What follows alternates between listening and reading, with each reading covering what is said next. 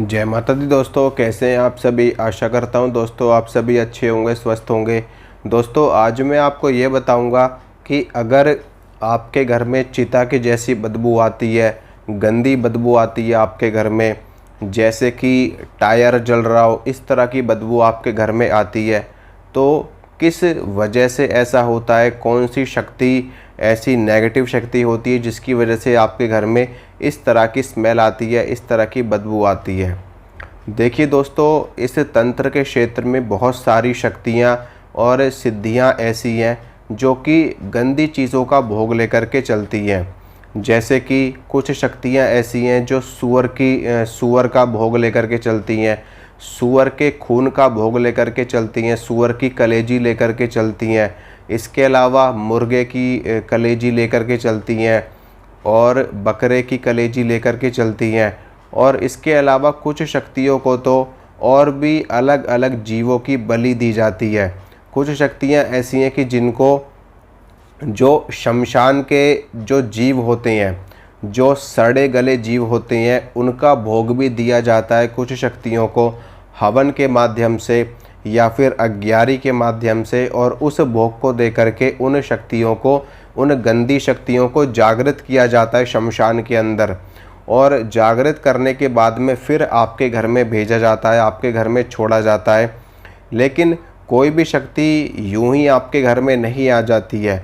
आपके घर में किसी भी शक्ति को भेजने के लिए जो वो तांत्रिक है, जो वो ओझा है, जो वो सोखा है, उसके पास में आपकी प्रॉपर जानकारी होनी चाहिए, या फिर आपके शरीर का कोई वस्त्र होना चाहिए, आपके शरीर के अंगों की कोई ना कोई चीज़ होनी चाहिए। जैसे कि आपके बाल हो गए, आपके नाखून हो गए, आपके शरीर पे जो डले हुए पहने हुए वस्त्र हैं उनमें से कोई वस्त्र होना चाहिए। इसके अलावा आपके घर की मिट्टी होनी चाहिए। इस तरह की तमाम चीज़ें उस तांत्रिक के पास में उपलब्ध रहेंगी, तभी कोई तंत्र बाधा, कोई तांत्रिक क्रिया वो आपके ऊपर छोड़ सकता है, आपके ऊपर चला सकता है। यूं ही हवा में कोई भी शक्ति किसी के घर में नहीं जाती है, या फिर आपके पितरों के ज़रिए उस शक्ति को आपके घर में भेजा जाता है। क्योंकि जो आपके पितर होते हैं वो आपके घर के देवता होते हैं, और घर के देवताओं को घर में आने जाने की पूरी छूट रहती है। कोई भी शक्ति आपके पितरों को नहीं रोक सकती आपके घर में आने से। यहाँ तक कि आपके कुल देवता, कुल देवी की शक्ति भी आपके पितरों को नहीं रोक सकती।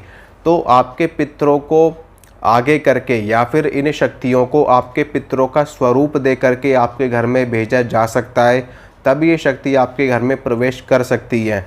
कई बार ऐसा भी देखने में आता है कि कुछ जो गंदी शक्तियाँ होती है, गंदी क्रिया जो तांत्रिक करते हैं, उन गंदी क्रियाओं के ज़रिए आपके घर में गंदी शक्ति भेजते हैं। और जब वो शक्ति आपके परिवार के किसी सदस्य के ऊपर आती है और खेलती है, तो वो शक्ति ये बोलती है कि हम आपके पितर हैं, हम आपके घर के कुल देवता हैं, हम आपके घर की कुल देवी हैं। क्योंकि उनको भेजा ही इस तरीके से जाता है ताकि वो आपको गुमराह कर सके, आपको बेवकूफ़ बना सकें। जब वो शक्ति बोलेगी कि हम आपके घर के पितर हैं, तो आप तो खुश हो जाओगे, आप उनके कहे में चलोगे, और वो शक्तियाँ आपसे जो बोलेंगी वो आप करने लगोगे। तो इससे उनको और भी ज़्यादा शक्ति मिलती है, और भी ज़्यादा ताकत मिलती है, और वो उस घर में अपना पैर पूरी तरीके से जमा लेती हैं। फिर उस घर को और भी ज़्यादा बर्बाद करती रहती हैं, जब तक कि आपको पता चलता है कि ये हमारे पितर नहीं है, ये कोई गंदी शक्ति है, नीच शक्ति है जो हमारे पितर बन करके हमारे घर में आई है। तब तक बहुत देर हो चुकी होती है, आपका घर बर्बाद हो चुका होता है, आपके घर में कई मौतें हो चुकी होती हैं, आपका कारोबार, आपकी नौकरी, आपका व्यवसाय, आपके सदस्य, सब कुछ बर्बाद हो चुका होता है।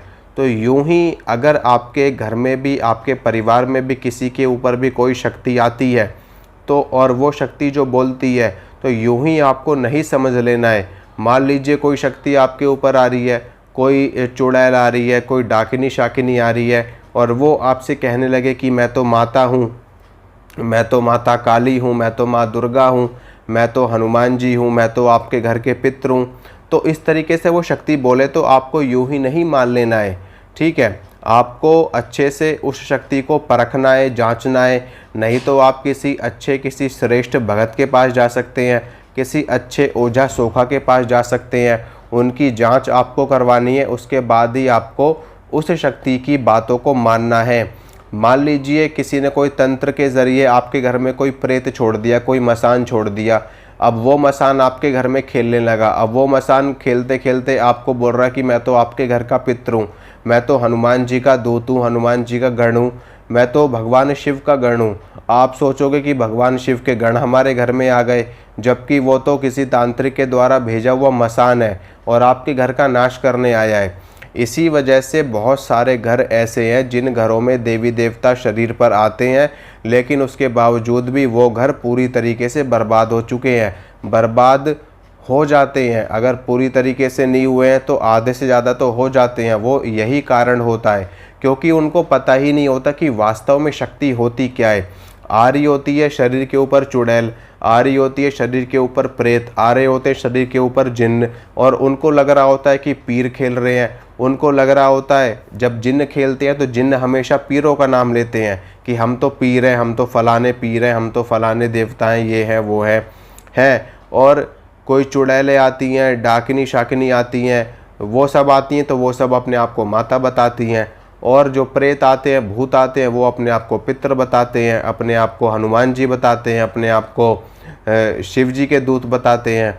तो इनके गुमराह में, इनके जाल में आपको नहीं फंसना है। अगर ऐसा कुछ है तो किसी सच्चे भगत के पास आपको जाना है, अच्छे भगत के पास आपको जाना है। किसी लोभी लालची कपटी भगत के पास बिल्कुल भी ना जाए।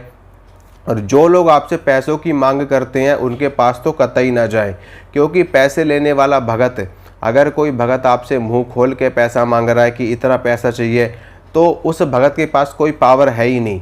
अगर उसके पास में पावर है तो मैं आपको बता रहा हूँ, और अगर उसने पैसे लेने शुरू कर दिए तो उसकी पावर धीरे धीरे अपने आप ख़त्म होनी शुरू हो जाती है। और अगर वाकई में मान लीजिए अगर कोई कुछ थोड़ा बहुत, देखिए सामान में थोड़ा बहुत खर्चा आता है, वो मैं समझता हूँ, वो आप भी समझते हो कि हाँ कोई भी चीज़ यूँ ही नहीं हो जाती, हर चीज़ में खर्चा है आजकल। अगर आप कहीं जा भी रहे हो तो जब आप रास्ते में ट्रैवल करोगे, यात्रा करोगे, तो वहाँ पर भी आप जैसे भी जाओगे, जिस भी साधन से आप जाओगे, तो वहाँ भी आपका पैसा खर्च होगा। 50-100 रुपये आपका किराया लग सकता है, 200 रुपये 500 रुपये आपका किराया लग सकता है। तो सामान का खर्चा आता है, वो मैं समझता हूँ। वो चीज़ एक जेन्युइन चीज़ है कि भाई किसी ने आपको सामान बताया है, सामान का खर्चा लग रहा है, तो वो चीज़ आपको देना है, उसमें आपको कंजूसी नहीं करनी है। लेकिन हाँ, आपसे कोई मांगे कि 50,000 दो, 40,000 दो, 30,000 दो, 20,000 दो, ये कोई जेन्युइन चीज़ नहीं है, ये तो गलत चीज़ है। तो ऐसे लोगों के चक्कर में बिल्कुल भी मत पड़ना, ठीक है। इससे बढ़िया तो आप खुद अपनी साधना कर लो, खुद भक्ति कर लो, खुद सिद्धि प्राप्त कर लो, खुद भगत बन जाओ, और तब उन चीज़ों का काट करो। तो जो मैं आपको समझाना चाहता हूँ उस चीज़ को आप समझिए, जांचिए, परखिए। यूं ही किसी भी चीज़ को आपको नहीं समझना है। अगर कोई शक्ति आ भी रही है तो जाइए, उसके बाद ही आप आगे कोई डिसीज़न लीजिए, ठीक है दोस्तों। तो इसी के साथ मैं इजाज़त चाहूँगा। अगर आपको मेरे द्वारा दी गई जानकारी अच्छी लगती है, पसंद आती है, तो वीडियो को लाइक करना, शेयर करना, चैनल को ज़्यादा से ज़्यादा सब्सक्राइब करना। मिलूँगा आप सभी से अगली वीडियो में। जय माता रानी।